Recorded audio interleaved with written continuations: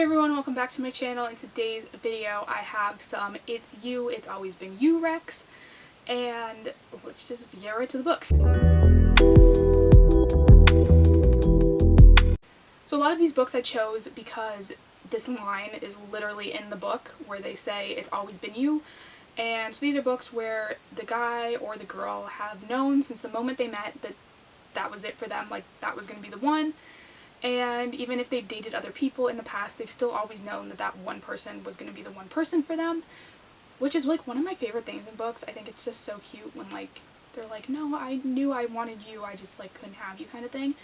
And so let's just get into the recs. So first is About Tomorrow by Abbi Glines. In this book, this girl moves to her grandmother's house basically, but before she moves there, she is staying in this apartment for a couple days with her boyfriend, who has moved in with a roommate, and he's still in school, so he's going to live in this apartment and she is going to go live in her grandmother's house.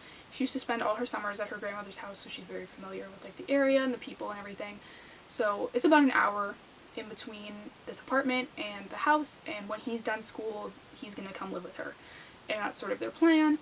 And she's like, no, it's fine, like I need to start my life, I'm done school, like you can live with this roommate and whatever. And she's staying with him for the first 3 days of them being there because her furniture hasn't been delivered yet, and his roommate is like, is it cool if my cousin comes with us or whatever, stays over for a night or something?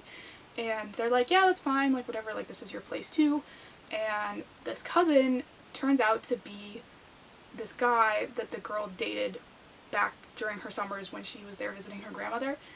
And I don't want to say much more than that because there's sort of a lot that goes on in this book, but this one is really sweet. This also has a lot of like really cozy like fall winter vibes if you're looking for a book like that. Like she's constantly like lighting the fire and getting the firewood and like all of those things, and I was just like, I love small towns and like cozy book vibes, and this one had all of those, so I really liked this one for that. Next is Punk 57 by Penelope Douglas. I feel like everyone's heard about this. It's about a guy and girl who are pen pals when they're kids, and they sort of keep pen paling as they get older, and they tell each other pretty much everything. And this guy ends up moving to this girl's school but doesn't tell her, and he sees her like from a distance, sort of like he doesn't go up to her or anything, and realizes that she's not exactly what she made herself sound like in the letters. And he's like, well, this is kind of weird, like this isn't the girl I was expecting to be here, and sort of thing. And he ends up hating her for a little while, and not going to say more than that because if you haven't read it, I mean you should, but this one's really good as well. It definitely has the It's Always Been You vibes. They've been writing these letters for years and have been telling each other everything without even knowing each other. So that was sort of a unique vibe as well. Next is Campus Player by Jennifer Sucevic, and this one I really liked. It is about a football player, I believe, who has been into this girl forever, like as long as he's known her, and she hasn't been aware. He comes for dinner like every week at her house, like he's already in sort of with her family, and it's like one of those situations where like everyone's like, why aren't you getting together? And she's like, no, we're just friends and stuff. And it's just like, this one was so much like It's Always Been You. I think this was one of the books that actually had that line in it, and it's definitely sort of got that like friends to lovers vibe going on. I really liked this one for what it was. Next was Blockshot by Kendall Bryan. This was a book that, this is the second book in the Hoops series, but you don't need to read them in order. It's about a agent, like a sports agent, and this girl who he met in college and hooked up with, and there's sort of this big thing that goes on that night that makes her think he's a jerk and like never want to talk to him again, and he is all upset because he actually really liked her. And years later they end up meeting. I believe she is looking for a job or something, and they run into each other, I believe, in some sort of workplace capacity, and they are kind of like, she's like, I'll be professional, like I don't want anything to do with him, I still think he sucks kind of thing. And he is like, I need to get her to see that this was not my fault, like I'm not really a terrible person and like all this stuff. And he the whole time has been like, no, like she's always been the one that I've wanted. And I just really liked that aspect of this book. It's really sweet. Again, sports romance, not so much sports player because he's a sports agent, but same idea. It's sort of obviously a basketball series, so it's a little bit different than a lot of the other more popular ones, which I thought was interesting as well. A lot of the popular ones are hockey or football, so that was unique as well. Next is People We Meet on Vacation by Emily Henry. I love this book. If you've been on my channel, you know I gave this book 5 stars. I talk about it all the time. This book is definitely got the It's Always Been You vibes. They go on vacation every year for 12 years. They're best friends. They have a falling out, and now they are back on vacation together. And this one is just really sweet. This is like one of those books that just like made me happy reading it. And I love when books do that, and it's like so rare to find books that do that for me. And so I really, really like this one. Obviously, can't stop recommending it. And that's all I'm going to say because I feel like everyone's heard about this book. Next is Love in Other Words by Christina Lauren. This is, again, this one follows a very similar sort of path as People We Meet on Vacation. It bounces back and forth between present and past summers that these two kids spent together. And now they're older. I think they're like 30 in this book. And they run into each other after they've had a falling out years before.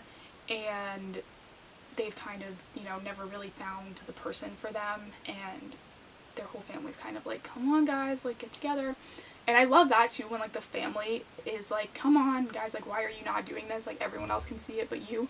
I love that in books, and so I really like that aspect in this one. Next is 99% Mine by Sally Thorne. This is a brother's best friend as well, and this girl and her brother sort of grew up with this boy across the street. They were both best friends with him, but the brother sort of claimed him as his sort of thing, and because they were both boys. And she grows up kind of being the outsider because she also has this heart problem that they have to watch, and it's like she sort of gets excluded from a lot of things. Now they're older, they're fixing up their grandmother's house together, and she's like, now's my chance, and he's kind of always had a thing for her, I guess. And I just thought this one was really sweet. I liked that the brother was so involved, but like also not involved, I guess, because he's not around for a lot of the books, which I liked.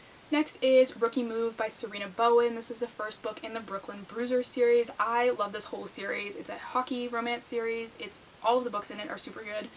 And in this one in particular, it is about a guy who goes out with this girl in high school, I believe, maybe college, and then she breaks up with him. I believe it's high school.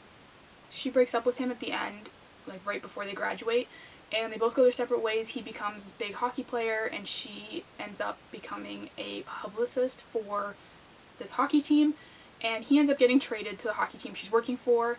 And not only that, her dad is the coach of the hockey team. So this guy walks into his first day on this new team, and the coach is new, so he doesn't know walking in what he's walking into. And all of a sudden he's like, oh my gosh, my ex is here, and her dad is here, and like they all hate me, and like what's going on, sort of thing. And this one's really, really cute. He is so sweet in this book. He doesn't understand why she broke up with him. He's like, I was always there for her, like I still love her, I would still do anything for her. And this book is so sweet. Like I don't know why this book's not hyped up more.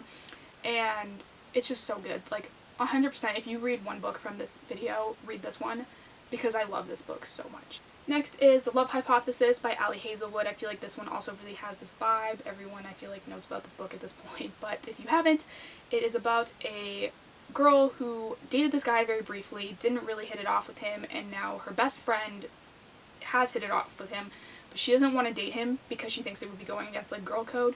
So Olive, the main girl, decides that she's going to tell her best friend that she already has another boyfriend. She's over him, she doesn't care if she dates him, whatever. And she ends up fake dating the like grumpy professor from her department because she kisses the first guy like in the hallway, and it's him. This one also has the It's Always Been You vibes, but I'm not really going to say why because I feel like it spoils a part of it, but it does have those vibes, I promise, if you read this book. I really love this one. Like I said, it's definitely one of my top rated books of the year. I gave this one 4.5 stars if you're wondering. And the last book I have to recommend for you today is The Cheat Sheet by Sarah Adams. This is a best friends to lovers fake dating book, and in this one they are like such best friends. Like I've never read a book where they were more best friends than they were in this book. Like she goes to his apartment every week, they go running together, they're always out together. The whole football team that he plays for knows her, and just like they all love her, and it's just so sweet. and in this one definitely has those vibes. They both are like have been in love with each other for years, but both of them think that the other one doesn't feel the same way, so neither of them tell each other for years, and it just like goes on with them being like that. And obviously they end up fake dating, because I mentioned that's in this book, and that obviously leads to other stuff happening because it always does. But this one just like so has those vibes, because like both of them since high school have been obsessed with each other, even though they've dated other people and whatever, they've never like really gotten over each other. And so I really liked this one for that as well. It's definitely got the It's Always Been You vibes. And so those are all the book recs I have for you today. Thank you guys so much for watching. Don't forget to hit the subscribe button down below. I do new book videos every single week, and I will see you next time.